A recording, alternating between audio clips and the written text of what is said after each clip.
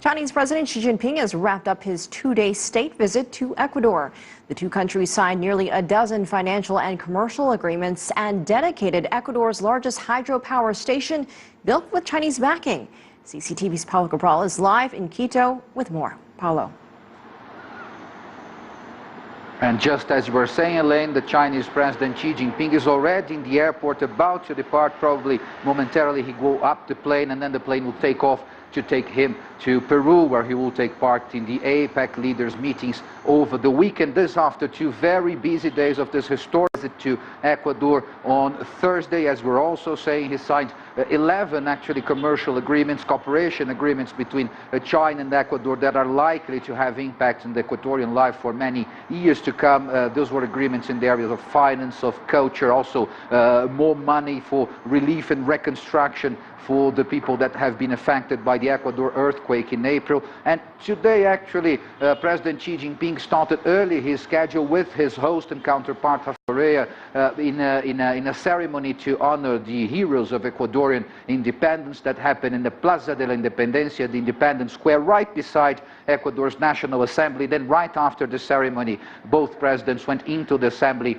for a session with Ecuadorian lawmakers. And after that, then President Xi Jinping went for the last public event of his schedule here, which was a visit to the Eco 911, Eco 911, which is an emergency response center built all around the country, also with Chinese backing. It is sort of modeled after the 911 emergency systems in the United States. And while inside the Eco 911, the two presidents actually remotely inaugurated the Coca-Cola Sinclair power plant, which sits in the Amazon, the Ecuadorian Amazon, about 200 kilometers down the Andes here from Quito, where we are now. This is a huge power plant. It was already operating with half capacity, 4 of its 8 turbines. Now, with this official inauguration, all 8 turbines are online, and with this, the power plant is able to provide about 1/3 of all Ecuador's energy needs, and possibly even allow Ecuador to export energy to its neighbors. It was a plant also built with Chinese funding, with also Chinese expertise of contractor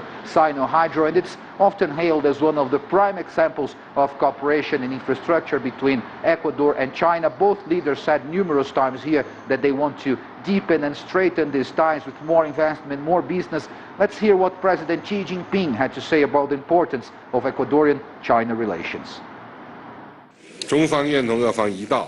China is willing to work with Ecuador based on equality, mutual benefits, pragmatism, and inclusiveness.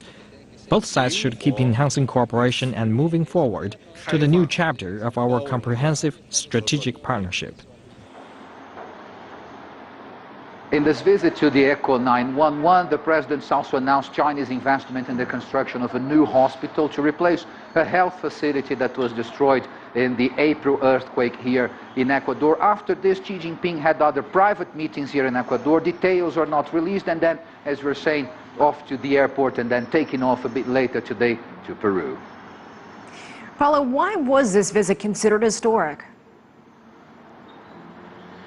Well, the first thing we can say is that it's the first time a Chinese president comes to Ecuador since these two countries established diplomatic relations back in 1980. But if you look a bit further, even from a geopolitical point of view, we've got to see that over the last 10 years, there's been a fantastic increase in the relationship between China and many Latin American countries, being Ecuador a prime example. In this country, for example, over the last decade, there's been in excess of $10 billion of Chinese investment. It really has changed the shape of Ecuador in many senses. Infrastructure, particularly, with the heavy investments in energy, in infrastructure. And you know, a country like Ecuador and other Latin American countries until a couple of decades ago had basically the United States and to some extent Western Europe to rely on for funding and infrastructure investment. And then, of course, with the growth of China over these last couple of decades, it became an ever more important player in Latin America, and this is very clear in a country like Ecuador. And this visit does give impression here to Ecuadorian people that this is a consistent strategy, that this is a consistent interest in China in developing more strategic cooperation with Ecuador and other Latin American countries. And so there is much expectation to know what's going to happen and how this is going to evolve over the next years after this visit that certainly is living up to the expectations that it will be historic. Just the 11 agreements that have been signed between the two governments are quite enough proof of this. That's right, President Xi Jinping on the plane as we speak. Paulo Cabral in Quito, thank you so much.